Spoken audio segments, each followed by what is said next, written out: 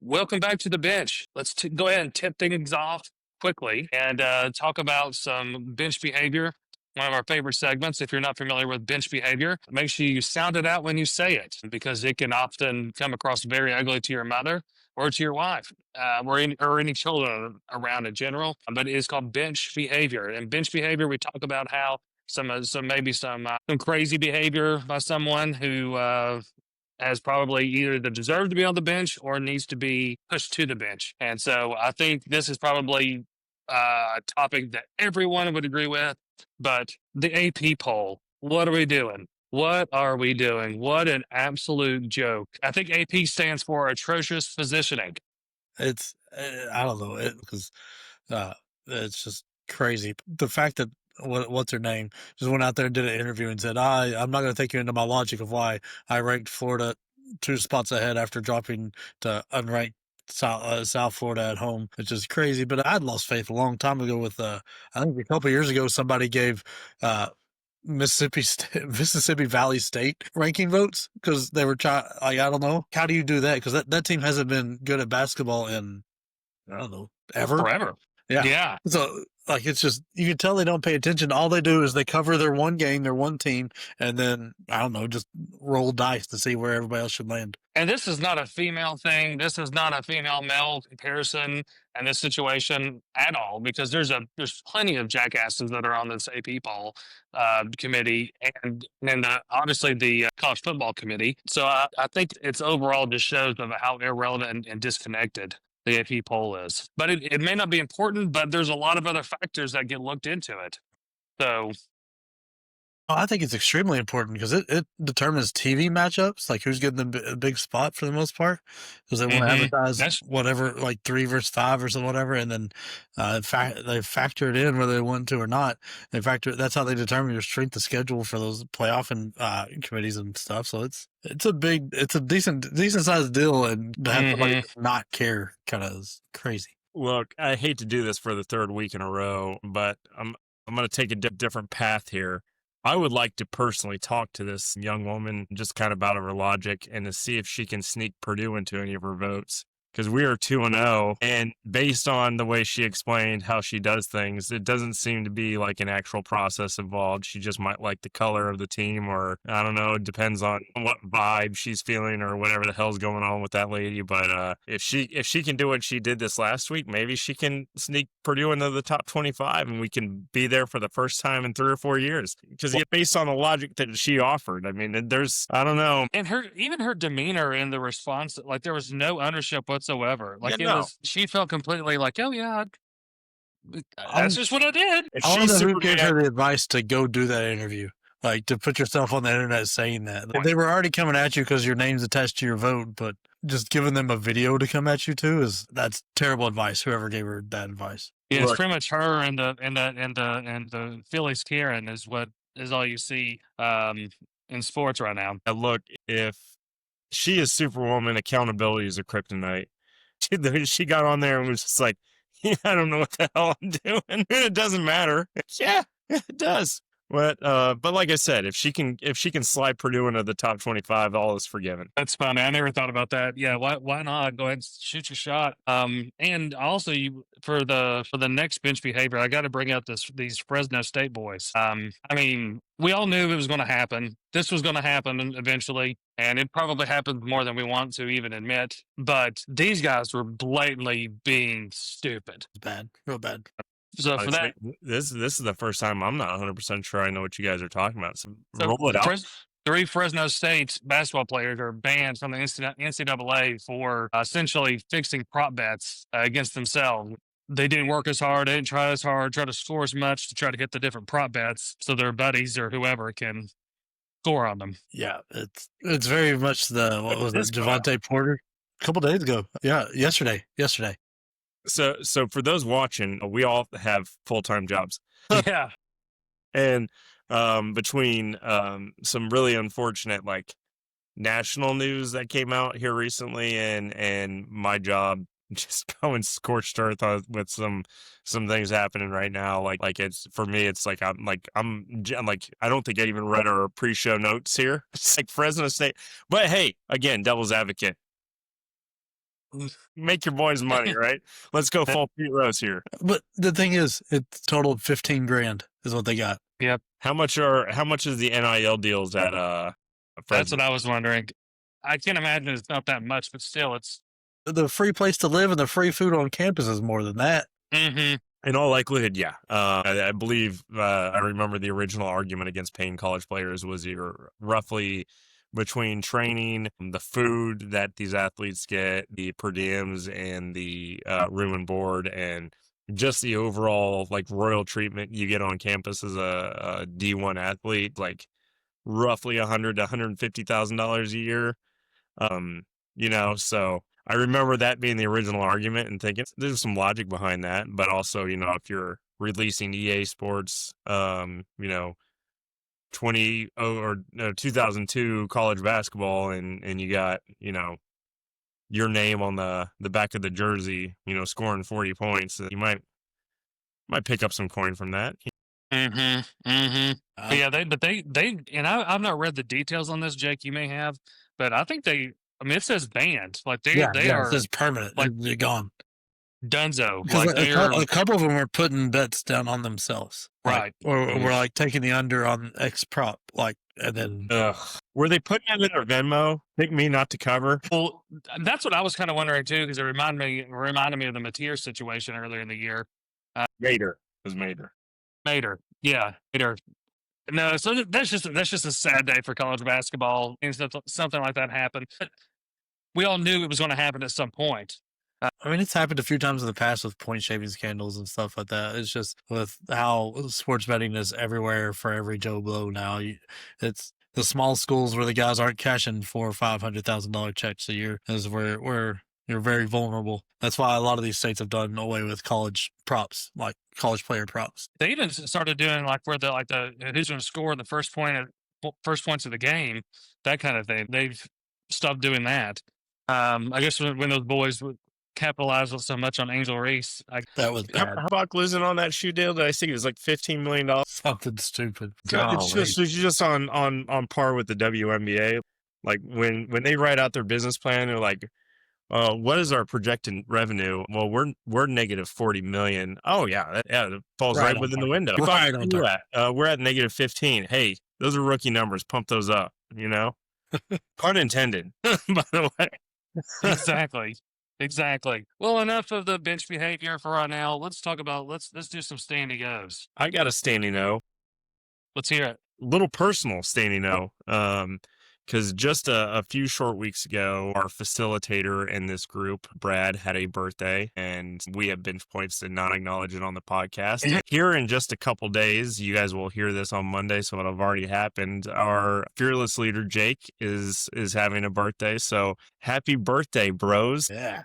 Standing up to our facilitator and to our leader. Me, I'm just the guy that shows up, every Wednesday to record until season starts. But yeah, happy birthday to my boys. You're the sage. You're the sage. Look at that. You got the braid. I get the salt and paprika beard going on right now, and it's like I'm my wise 40s right now, but still talking about 18 to 22-year-old kids, like what they do on a basketball court affects my personal life. Yeah, we never grow up.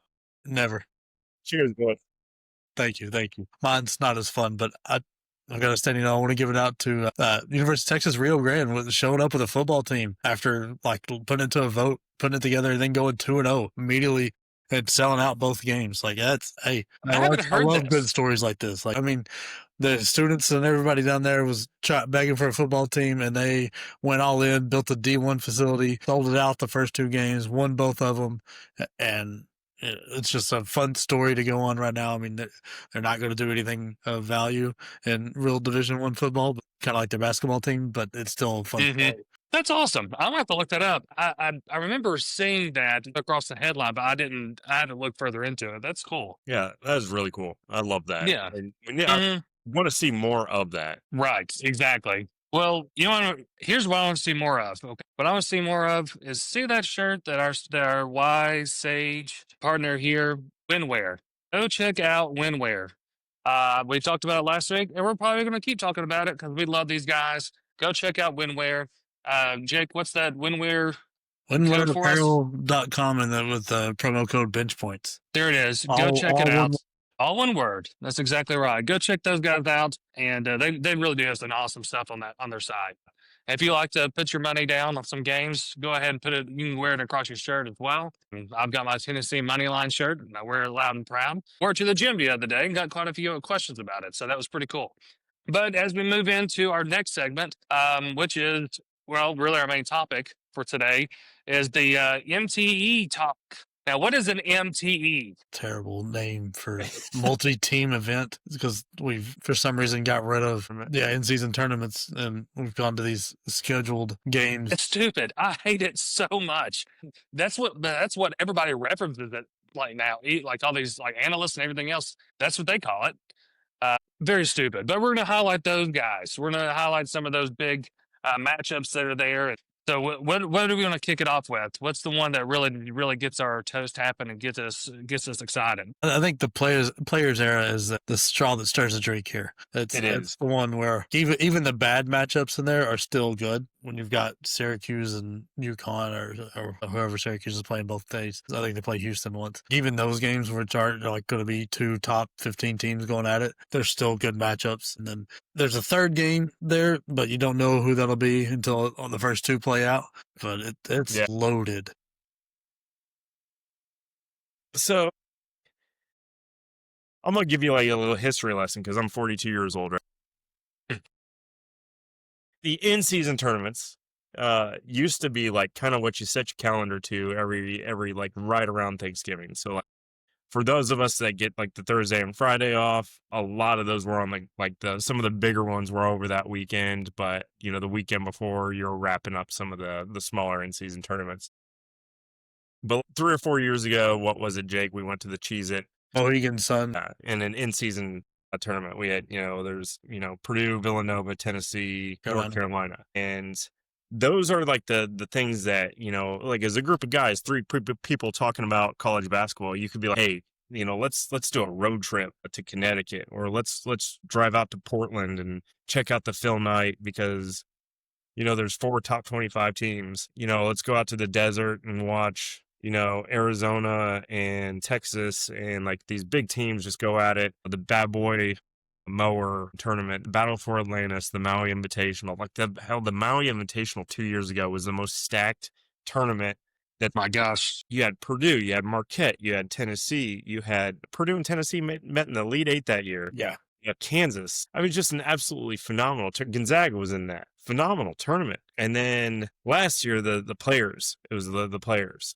And everything else kind of waned off from an in-season tournament, and it's called now MTEs. So UConn went to the Maui and got dog walked, and I think Hurley torpedoed for all of history. Because if you're looking at all the MTEs right now, like me as a Purdue fan, the Baja Mar is interesting because Purdue's going to play Memphis, and I think about 3 of us agree we don't like Memphis, and we don't think they're going to have a great team, but it's going to be a good like measuring stick on how they're going to do in their conference. But I think the matchup everybody's looking forward to and hoping for is Purdue Texas Tech. When on Monday the 24th, when the players start, you got Tennessee Rutgers.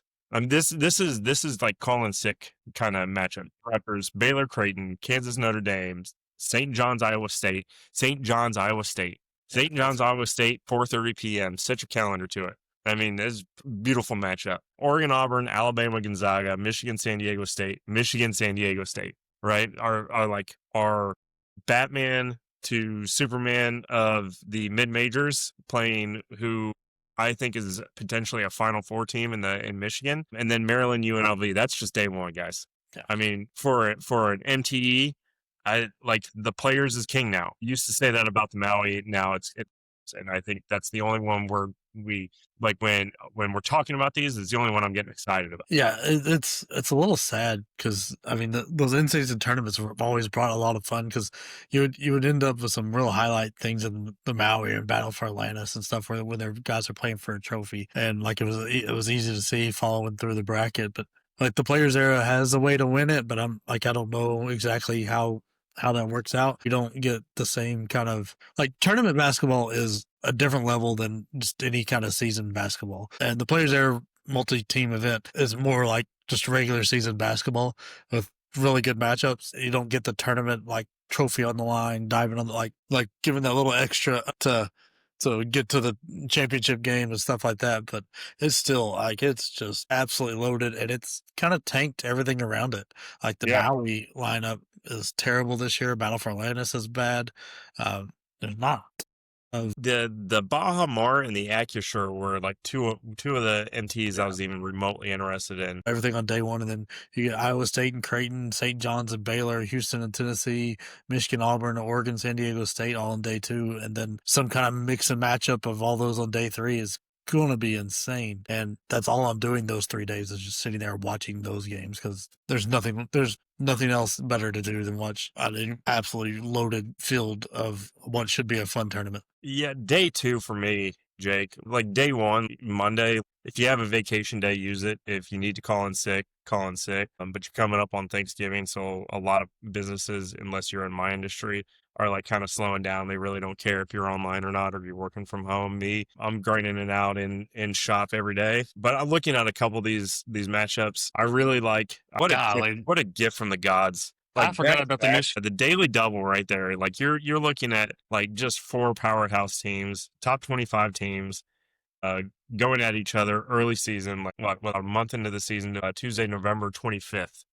So set your calendars because I mean, to me, like I'm gonna be at the shop for Rutgers, Notre Dame, Iowa State, Creighton, Kansas, Syracuse. There's no getting around that. But Houston, Tennessee is like put my kid to bed at 5:30. You know. Michigan Auburn is the kiddos crying in the crib. I can't hear it because the game's on too loud. You know, I'm kidding. You know, we're kidding, Megan. Don't chill, Megan. No. If FDU was on, true. If she was watching the replay of Purdue and FDU, then Megan can come right in and chime in and be like, "Look, this is still make time for that." I know ball, and you can't come at me. But this is Houston, Tennessee, Michigan, Auburn. I mean, this is for everything that we're getting rewarded for in early November and all the way through December in the non-con. Like these 2 days are like just like this like little chef's kiss treat right in the middle of it. Yeah, it's good. How do you think it works with scheduling these teams? So does the group, so like the folks that run the Phil Knight group or the players, they go and they try to advocate for these teams for them to do that? Or do you think that there are some teams that try to get their name out there like, hey, we really would love to be a part of that tournament.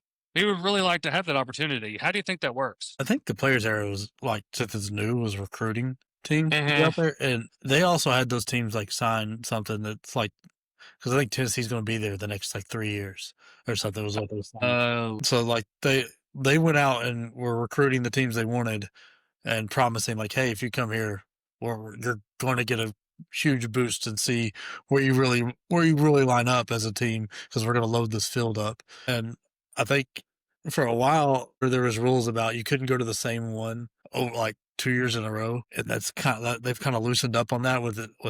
I think that's why we've lost the tournament aspect of it. Mm-hmm. So the fact that they've bent those rules to get around that is why you see Maui and Battle for Atlantis. A few of those they're going to have like 3 years of bleh and then a year of really, really good because they'll get lucky on some teams and then it'll be 3 years. That's a good point. Yeah, the Maui from 2 years ago was easily one of the best. I'm just going to call it an in-season tournament because, I mean, it was just like just absolutely peppered with top 10, top 15 teams. And it's like looking at the rest of the MTEs this year, it's just kind of sad that a lot of that stuff has gone away. Like all this, like the weekend before Thanksgiving is like where this happens. It's kind of almost like mentally prepares you for a couple of days off. But to your guys' point, I mean, the players is now king. And last year was the first year they did it, right? It was like Oregon came out and shocked everybody. I think so. Yeah. I remember that because the final game was against Bama, wasn't it? Was it? I think so. I can't. That sounds right. Because I remember it was right after Purdue shocked Bama, and I'm gonna plug Purdue every chance I can get here. I think it was Bama, Oregon. I was trying to look up Maui's lineup for this year. Here, I've got it up. It's not great. It's Chaminade, The Shaman plays host, so they're always there. Yeah, I know. I always think that they were one of the most fun names to say. Yeah, and now it's the Southwest Maui Invitational, by the way. It's not the Maui Invitational, it's the Southwest Maui Wasn't it Invitational. Jim, the sunglasses, Jim Maui or whatever, something like that? Maui Jim. Maui Jim. Yeah. I think that's what it was for the longest time. So the Maui Invitational this year is Arizona State, Boise State, Chaminade, NC State, which actually, NC State being in there is going to make it worth watching for me. Seton Hall, Texas, and USC will make it interesting from a SEC and Big Ten aspect, and then Washington State. One thing I'd like looking at that, looking at actually some of these, should we pick some winners in these MTs since we're going through it? I think to me, the players is going to be the hardest one because you've got so much on in there, and it's like so many games packed into 3 days. Like you're going to see some teams like have to weather the storm here. But who do you guys got winning that loaded players field? Lord, I'm just because it's early in the year. I think Houston stands a good chance because like they're returning a bunch. They're obviously a very, very good team. They're also my pick to win the title. But early in the year, having the previous year's cohesion always helps. So that way you're not still learning as much. I think Iowa State, for about the same reason, stands a good chance as well. The rest of them I think it's one of those two as where the winner comes from. I feel better about Houston or Alabama. And I hate to say, not that I wouldn't want Tennessee to win it, because obviously I would love that. But I just don't. I think there's so much adaptation to what we're going to have as a team, and it's going to take a little bit for us to get our feet settled. But I think it's Houston or Alabama. Leaning probably towards more Houston because they're the studs. The players era leans to teams that do very, very good on one side of the because it's a pool play, so you got to go 2-0, but then it goes to like head to head if that's there, and then like point differential. Teams like Houston and Tennessee, like their point differential can get up there crazy because the way they play defense, and then Alabama can absolutely blow the doors off of you in a game or both games and absolutely be in the championship. The teams that play a more even style of basketball are a little bit at a disadvantage here. So I looked at this. I looked at this from a scheduling aspect too, when I was kind of thinking like if we were going to talk about this, who I pick for my winner, and I'm picking Michigan. Now I'm going to tell you why. They've got San Diego State at 10:30 p.m. on Monday, November 24th. So they're playing a late game against a Western team, right? So San Diego State's going to have better legs than Michigan going into this because they're going to be used to the hours. However, Michigan, in my opinion, is a far superior team than San Diego State. And I think with their athleticism, their size, their rebounding, they're like kind of new and improved, shooting possibly with, Cadeau and the risk you run there, but, high it was like high risk, high reward kind of deal. If they handle business against San Diego State, win by double digits, they've got Auburn the next night at 8:30. And I feel like Auburn coming off of 24 hours and Michigan coming off of 22 hours is going to put them right about at the same level. Michigan is going to have, in my opinion, a superior team again. Going into the championship game, they're going to have over 24 hours of rest if that situation were to occur. And I think they're well primed to win it. I think we've talked about the Michigan roster a few times. I think this is going to be like the test to see if they can really hold their mettle. And, we talk about a loaded Big Ten and a possible national title coming from the Big Ten. I think this is Michigan's shot to prove it out. I mean, they didn't get the worst draw, but they didn't get a great draw because Auburn's going to be a tough matchup that second day. Auburn will definitely be a tough matchup. Unless Bruce Pearl bounces and tries to run for the Senate seat. Yeah. And I don't know if you've heard that rumor. Yeah. Quite hilarious. But the more I look at it, the more I like Iowa State, really. Because Iowa State returns a lot. Good coach, good team. They're going against St. John's the first day, who's got a great roster, but is all brand new. So early in the season, they may not have it all together. And then the second day, they've got Baylor, who's good, and you got Scott Drew, who's good. But of these teams we're looking at, they're closer to San Diego State than they are like the Houston and Tennessee and like St. John's and Alabama, this kind of thing. So I think there's the matchups work out well for them. The way they play defense and helps them win some of the tiebreakers to get up to the championship. But you still got to go 2-0 for that to matter.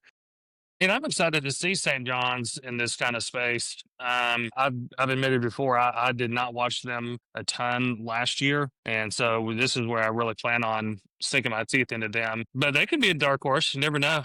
They got the most brilliant mind on the floor with Patino, so you can't count them out. But it does play. Sam brought up a point a moment ago, and it really the time difference and the time when you play a game, it makes a difference. I mean, I have been a part of teams. I've seen it happen. It really makes a huge difference. So there is an advantage there that really can't go unsaid. Like that is definitely a factor. It's hard to stay in the same rhythm, but it's still early in the year. That's why if it was later in the year, I would think that's even more of a factor. That's why the NCAA tournament and the conference tournaments can get so wonky at times, I think, because they're playing at such odd times. Yeah, because they're playing at what body clock time? If you're playing at 10 o'clock, this one's out west, so it's like midnight, 1, 2 in the morning. I think the games were listed as Eastern Standard Time, so it's for like 7 o'clock prime time over there. Well, I mean that throws a disadvantage to like everybody because it throws your whole routine off. And like when you go to the gym to start your warm up and everything, because if you're playing at Rutgers, Tennessee is at 1. Yeah, if you're at 1 Eastern, that's on what, like 8 in the morning game out there? 10 a.m. Yeah. So you're getting to the gym at 6, 7 in the morning to start your warm ups and all that. Like that's rough. You got to be mentally tough to get through that, like to not let that affect you, because that means you're going to bed when the sun's still out, probably like curfew. It's going to be interesting to see how all that works out. And that's a nightmare for coaches too, because that's just more time for players to get into trouble and get out. And that's just a mess. Yeah. What else do we have left in the players there? I think we've hit all of the big ones there. I'm kind of confused on how Notre Dame got out there, but that's fine. I think, honest to God, like Shrews is a good ambassador of the game. Like, I really like him as a coach. He's got a good influence. Like, I think he's swimming in the deep end on recruiting. Like, I know he was heavy after Braylon Mullins early. He was heavy after some of these guys that are going to the big schools, like these 5 stars. Before they were 5 stars, they were 4s. And Shrews was knocking on their door and they were listening. But then when they, went into their summer leagues and stuff like that, they got more attention. And then Shrews kind of was like the bridesmaid of the coaches for a bit. But he's one of those coaches. He's a lot like Collins and Northwestern. It's like, I want better for them because they're great coaches. They're fun to watch. They're fun to listen to. They're players coaches. Their players love them, at least on surface level they do. But he's one of those guys. He's not afraid of anything. He wants to put his team in front of the best, and I think this is his way of doing it. I think he kind of negotiated his way in, and I really hope it works out. Maybe they'll kind of right the ship a little bit and be a tournament team by the end of the year. I'd love it for Shrewsbury. I would love it because I like watching Marcus Burton play, but like talk about your swimming in the deep end. This is swimming in the deep end tournament. Like you are the break game. You are not one of the big dogs. You're the one there. Like you can take a half step off. Them and Syracuse, and Rutgers are the 3 teams. You're like, okay, here's your not so hard team and your very hard team. That's just unfortunate. Looking at some of the other MTEs, one that I want to talk about, and you guys are going to think I'm going to take this in a crazy direction as you guys discuss it amongst yourselves. The Baja Mar, November 20th and the 21st. Great excuse to go to the Bahamas if your wife would let you. Like, hey, sweetheart, it's coming up on the end of the year. We have some vacation time. Would you like to go to a trip to the Bahamas? And she'd be like, yeah, that sounds fantastic. Nice beach vacation. Should we bring in the kiddo or should we get a babysitter for a couple of days? We're like, yeah, let's get a babysitter for a couple of days. What all do you want to do on the beach? Well, there's a basketball tournament. That's right. It's only 4 games, but this one, the Baja Mar, is going to be Memphis versus Purdue and Texas Tech versus Wake Forest. Champion to beat the next day on the 21st, and then there's the Toilet Bowl match between whoever loses. Who you guys got in that one? I don't feel like there's a competition here. It's Purdue. I don't know. Texas Tech gives me pause. They are a very, very good team who is coming off the Elite 8 run. I think like day one of that, of course I'm going to watch it, but it's not one that's going to make me stop what I'm doing to watch. But day 2, when if God forbid that if you're in charge of the Baja Mar, you don't get those two teams to split, so you don't get that matchup. But like when you get that, whether they both lose or both win, you get that matchup. That's going to be. Hold on, this could be very much an Elite Eight, Final Four type matchup that you're seeing early in the year, and just would be absolutely fun to watch. And I think it would be a real battle because I like both coaches, I like both teams. Probably lean Purdue just because of the point guard play, but I don't know that I'm not going to put any money on it one way or the other there. All right. Last week, I threw a little shade at my fellow fan base and called out some toxicity. I will say this as a Purdue fan. Looking at the grouping here, we should win this. We should win this one, right? I mean, on paper, I don't want to win this. I don't. I am done with MTE trophies. We're like 5 years running, right? We had the Cheez-It, we had the Phil Knight, we had the Maui, we had whatever the hell last year's was. I think we had Ole Miss and somebody else. I can't remember. I remember Wake Forest's own. Shit, why am I blanking on his name? Miles Coleman. Yeah. Heidi went to Texas. Miles Coleman's with Wake Forest. Miles Coleman had a game-winning shot. Fucking beautiful, absolutely beautiful play. Designed Braden Smith airball. Miles. Did you say designed? Miles designed Braden Smith airball assist to Miles Coleman with like less than 2 seconds left on the clock. But again, another MTE trophy, another disappointing tournament. I wouldn't say disappointing. I think the Sweet 16 was our ceiling, and I'm happy we got there, and I'm happy we gave Houston hell, even though he was uncharged. I don't want Purdue to win this one. I would like, because they're going to be battle tested going into this. They got Bama. I mean, their non-con surrounding that is just an absolute gauntlet. I mean, they have Iowa State and Marquette almost immediately after that, and just like less than a month later, Indianapolis against Auburn. I mean, it's gonna be brutal. I would like to see them drop one and maybe learn a lesson from it, and maybe Texas Tech pick this one up and have the curse going into the tournament for having won an MTE and it not meaning anything because you can't get it done in March and April. Here's my hope. They beat Memphis. They see Texas Tech. We see a top 10, top 15 matchup, and Texas Tech squeaks it out. Painter takes them back home.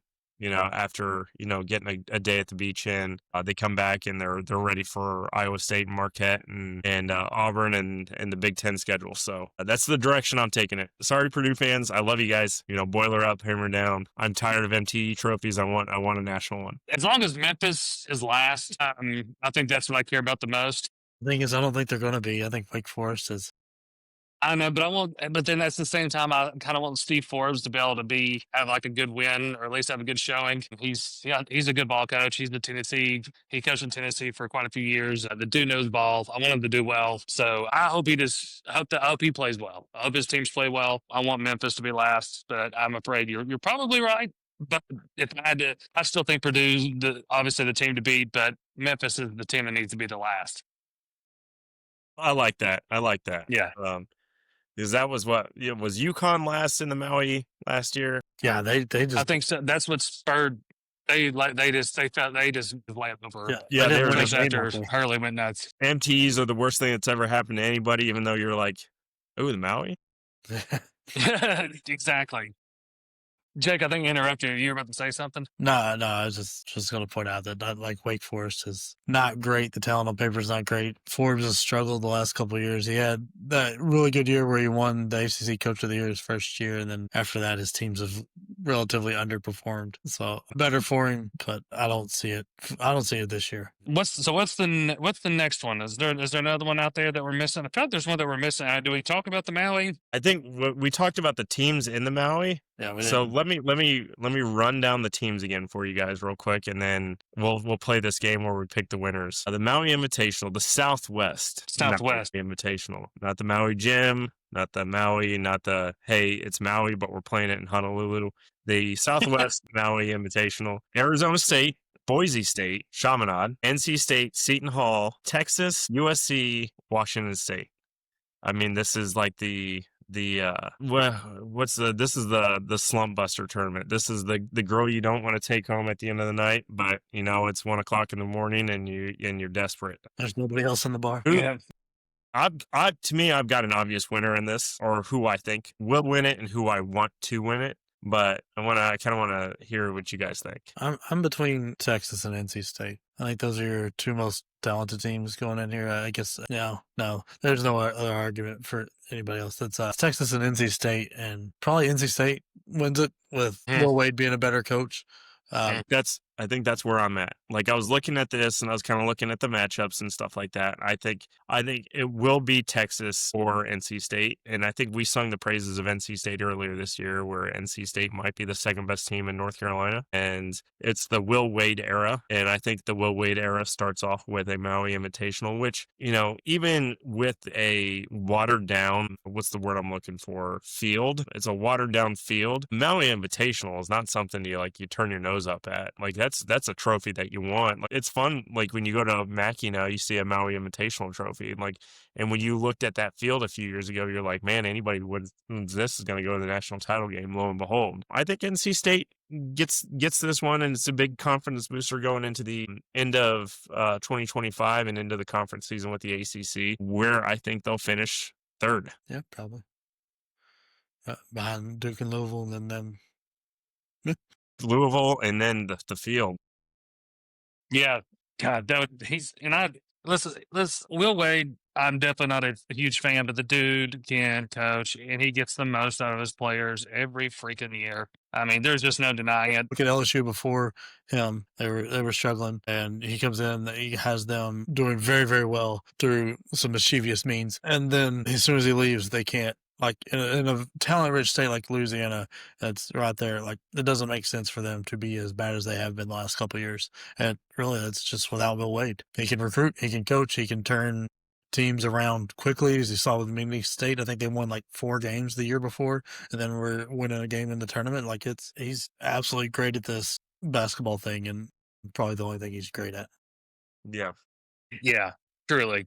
I've known people who knew him when he was at UTC, and just about how much of a great guy he was, and all this, and then he kind of fell from grace on that. But hey, haven't we all? But still, the dude knows how to coach. I think that's gonna be a fun time to see what he's actually able to do. And I'm blanking on the guy's name, the guy that transferred from North Carolina.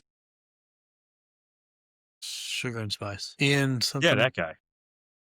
Killing me. Anyway, that guy, I think he's going to want to come out with a splash. I think he's going to want to lie on himself. Yes, Lubin. Yeah. I think he's going to want a lot of attention on himself, and I think this is a good spot to do it. So I really like them to, and I'm curious to see what Texas is going to be like. I mean, they could go a lot of different directions. I'm sure they're going to be very anxious to see their product on the floor as well. I've said my piece about Archie Miller. I'm not the biggest fan of him coaching wise. Don't think he does that well. Whatever. Yeah, we'll see. I mentioned this tournament before, and tell me if you guys have any interest in this one, because it's actually taking place around the same time as the Players is the Acusure series. It's in the Palm Desert in California. The field, Grand Canyon, a team we've talked about in the mid-majors. Iowa, a team that we talked about when we were talking about Big Ten and Player of the Year and starts. Post Fran era. Mississippi, Jake, was that one of the teams that you were kind of semi-high on for the SEC? No. Okay, I wasn't sure. I'm down on relegated teams like LSU and South Carolina. Yeah. I think they'll be okay, but I'm down on Ole Miss. And then Utah. That's actually not a bad. That's not a bad run at all. The Big Ten fan in me wants to see Iowa get dog walked both games. I think Utah is scary there. Huh? I think Utah is scary there. They're very I feel like underrated. You've talked about them before. You brought them up in past episodes. Yeah, I like Utah. I like their coach. I like everything. I think they've got a great setup. They're returning a good amount of players. They're not talked about enough for what they do, and it's kind of like their football team. Their football team's you don't hear about them, you don't hear about it, you don't hear about it. Then all of a sudden they're like in their top 5, and it's like, oh, okay, what happened? I don't think this is a top 5 basketball team by any stretch, but they've got talent, and you don't want to see them, especially in Utah. If you're a Big 12 team going out to Utah is never fun because elevation and everything else.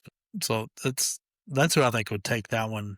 And I don't think it'll be relatively that close. I don't think so either. I think, I joked around about Iowa.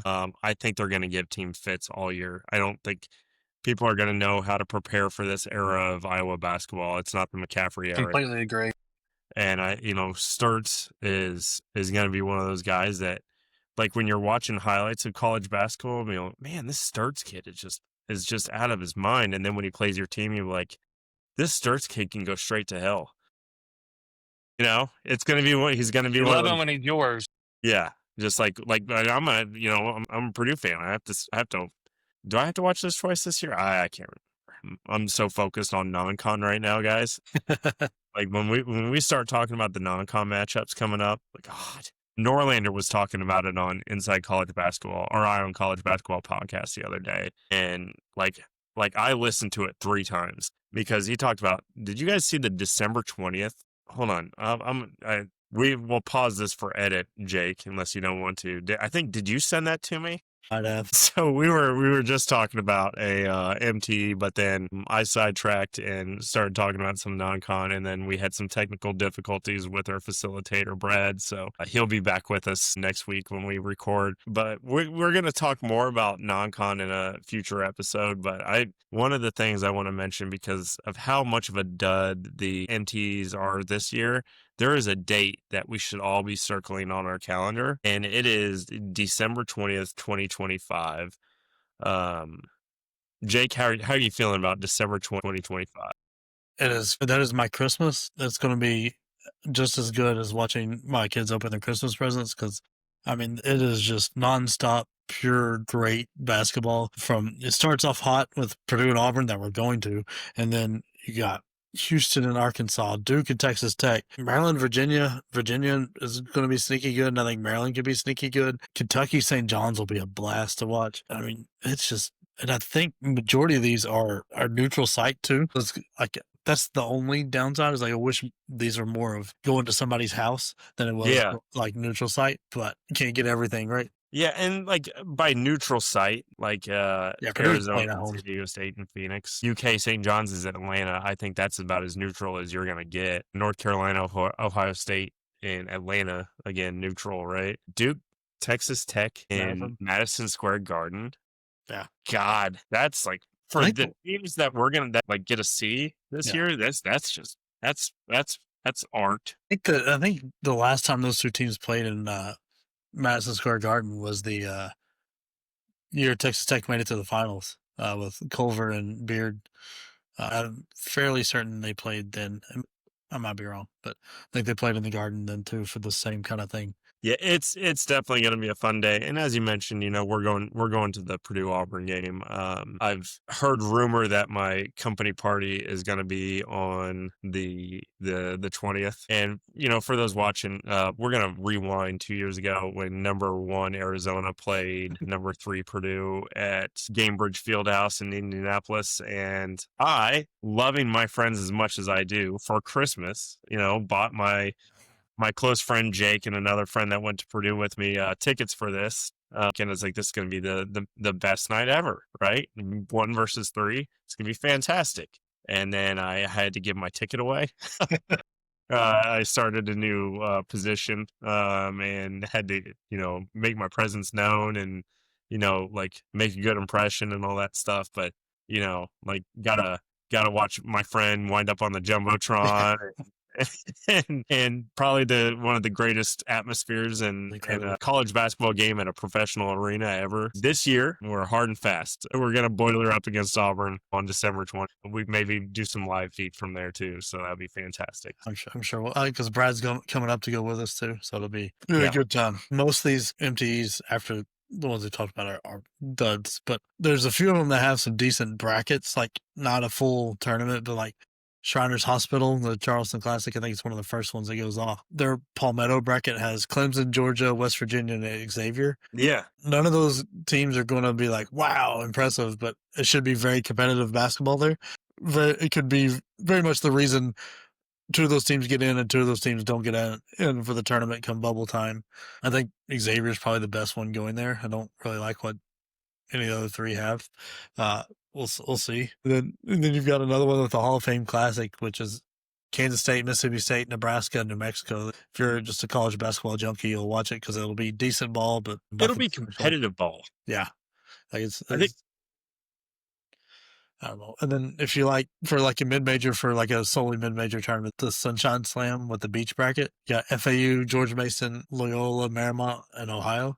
Those be very competitive and some very good mid-major teams going at it. Ohio's typically always got a decent squad. Same thing with Loyola, Marymount. I'm a big fan of George Mason this year, but FAU's, I'm not 100% sure what they have, but I'm sure it's going to be good enough that they belong in that bracket and will have a good time on it. Did we talk about Battle for Atlantis? Did you go over the field? So Battle for Atlantis, to me, again, it's one of those ones that for years was just an absolute massive MT and something to get excited about. But this one, it's got a lot of teams that like they were in the tournament or flirting with the tournament. And it's like one of those where it's like, it's semi-interesting, but it's not the field you're used to, but it might be a fun field, is Colorado State, who Purdue's MVP for 4 years. Ethan Morton was on that team last year when Derek Queen traveled and made a game-winning shot. Over him. That poor guy couldn't catch a break for nothing. Colorado State. St. Mary's, again, we talked about them being the Robin to the Batman and the WC. South Florida, a team I think you said you were really high on. Very high on South Talked Florida. about at length. Very high on them. I like, in this specific tournament, big fan of them and Vanderbilt. I think those are your two best teams going in. Yeah, I was going to say Vandy, a team that we genuinely believe is going to make the tournament this year. At least has a shot to. VCU, Vatech, Western Kentucky, Wichita State. I mean, these are teams like that. 4 or 5 years ago, you were like seeing in the tournament and just like being pesky. This is teams of a tournament of used to be a good team. Yeah, I remember them from a few years ago. This is the up and comers versus the shoulda, coulda, wouldas, man. This is what this is. But I think from a basketball junkie standpoint, November 26th to the 28th, I think these are worth tuning into. I don't think it's the greatest tournament. I don't think it's even in the top 10 Battle for Atlantis as we've seen in the last several years. But maybe next year yield some different results for these MTs. But for as not loaded as they are, they're definitely worth watching. I mean, tune in if you're a college basketball fan, because this is the time where you got to kind of get to see those teams are going to be sneaky in the tournament, that your 7 through 11 seeds that come in and then shock you in the second weekend when they're advancing to the Sweet 16. Yeah, there's those teams out there. The one we got to talk about that always kind of leads off the year is the Champions Classic. Yeah, got I think it's Duke, Kentucky this year, and Michigan State, Kansas. Thanks to the matchups. Yeah. Which, there's been some absolutely great games there, and there's been some absolute duds over the past few years. I wish we could update the teams a little bit every once in a while. Just maybe add some new blood in there a little bit.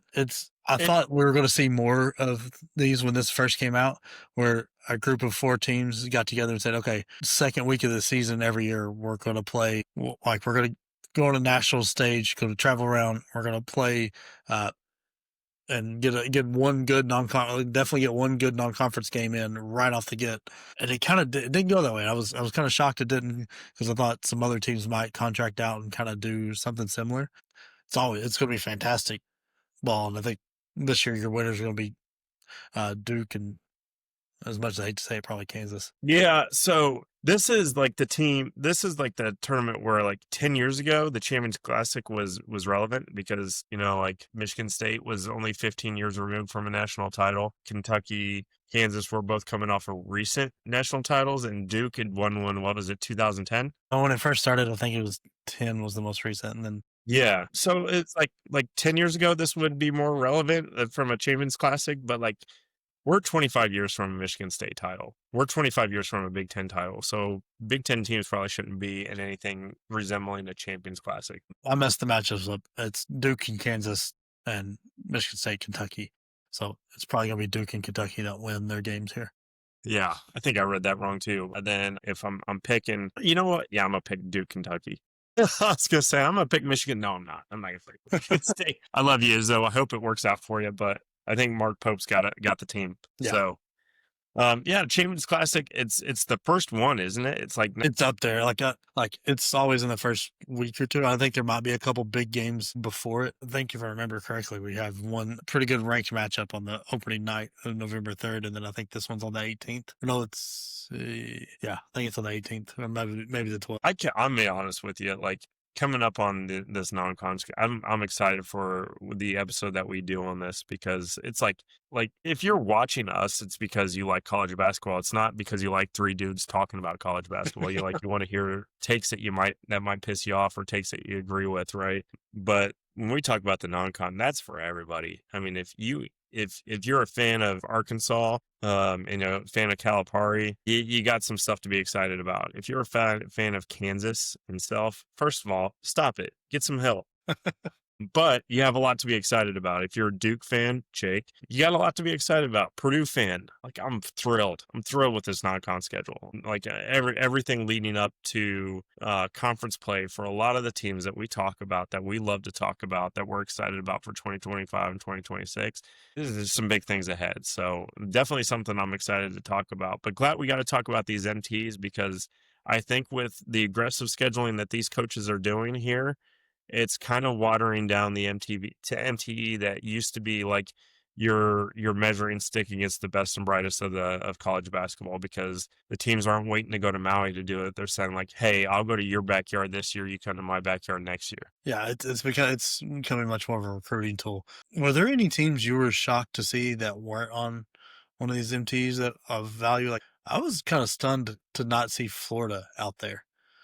Coming off a championship run. I mean, I know these schedules are made out fairly far in advance, but a lot of these MTEs, it's about a year ahead. You knew Florida was going to be good, so that kind of stunned me. If it wasn't for Hurley's quote about not wanting to do the MTEs, I would have said UConn as well.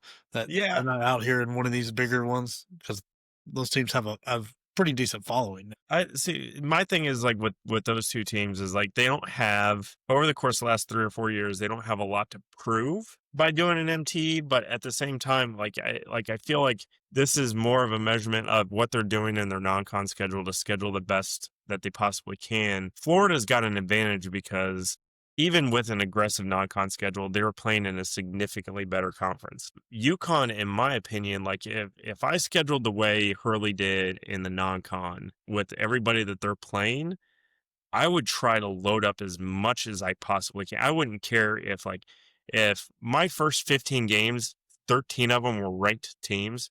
Great, because you're going to go into a Big East that's going to water you down if you're not careful. Yeah. St. John's is going to be tough. Marquette's going to be tough. Creighton's going to be tough, but there's not a lot else. If you handled your business in a weak non-con and went in the Big East and got a 1 seed, you're setting yourself up for failure because you didn't play anybody. That's why I think they're scheduling so aggressively in the non-con. But it would have been great to see them try to get into the players, or like sneak into a Baja Mar where they got Purdue, Texas. I would like to see, Memphis or Wake Forest out of that, and UConn in it, and, at least, measure your medal against the top 5, top 10 of the country. So, like I said, I think it's more advantageous for Florida because they're going to have an absolute gauntlet come conference play. UConn's not going to see that same gauntlet. But again, I also think UConn, there's a chance UConn's probably going to be the number 1 overall seed at the end of the year. If they handle their business and do what I think they're going to do in the conference play, there's a really, really good shot they're number 1 overall. Yeah, I agree with that. And then one other team that didn't surprise me as much, because I think I would do the same thing, is Arizona. I would have held back from that too, because that team is such a high variance team right now. Like, they've got an extremely high ceiling but extremely low floor. So I think I would I would dodge the MTEs too, and kind of keep my non-conference as I get this team built together. Because the Big 12 is not great conference play, but it's solid enough that it's not going to hurt you. It'll help you out because you're going to see Houston, Kansas, Baylor, Iowa State. Like, you're going to run into all those, but like Arizona's got a couple of good non-conference games, but like I'm not so shocked they're not in one of these MTEs, but it just kind of surprised me that they weren't with somebody trying to grab some West Coast eyes. Yeah. Yep. I'm with you. 100%. It's just, yeah, like, I don't know. I just go back to maybe there's some strategy with some of the scheduling. Yeah. Oh, I'm sure there is. Stay away from this. And then, 2-3 years from now, we're talking about MTEs as a beautiful thing in the past, aside from the players, which, Tennessee gets the greatest of players, Purdue's still avoiding that potential $1 million payday. Like, at least make it make sense, right? Yeah. If you're going to win one of those damn trophies, at least get $1 million, not a sack of Cheez-Its. Still, one of my all-time favorite memories is watching Zach Edey struggle to eat the bag of regular-sized Cheez-Its with his monster hands. Yeah, it was like trying to same bag I give my 4-year-old. He's trying to eat out of, and I'm like, dude, just give up, pour it out. Yeah. Caleb First. So Caleb First was a freshman that year, and I really like Caleb First. Like, I think he was a good basketball player. I think his game changed every year he was there. I think by his senior year, he was getting a starting role again, and he was starting to look like a relatively reliable number 4. But I think when we were there, he was like a Mason Gillis type 3. And he was fun to watch, but watching him eat Cheez-Its was just, to me, was hilarious because he was being all dainty with it after he just like absolutely bruised in there as a freshman against a former national champion in North Carolina and Villanova. But to me, like that's going to be like a core memory, right? Us being able to go to that tournament was just an absolute blast and see that. But to our previous point, like these Players Era tournament, the winner gets $1 million, right? It's I think that's right. To the team. Yeah, I think it's kind of set up like the basketball tournament where like the team splits a good chunk of money. Yeah, I think it's something like that. Like get cash for the players, make them happy instead of Cheez-Its. Yeah. Look, I worked for Kellogg's at one point. I sold Cheez-Its. I shipped them. I managed a warehouse where we distributed them like crazy. Great, go Cheez-Its. Not the great trophy you want displayed in your trophy case along with Big Ten titles. We won a national title or the Players Era $1 million. So yeah, they do get $1 million to the NIL fund. If you're nice, that most of that's going to your walk-ons. Yeah, no shit. So anyway, I think that's all we have to say about MTEs, and the coach is hollering at us to stop. We're getting the look. That stop talking about things that used to be significant and aren't anymore, just like we were. So, and if you made it this far, you're already part of the bench mob. So hit that like button, drop a comment, and subscribe for more chaos. Bench Points is on YouTube, Spotify, and wherever you pretend to know ball.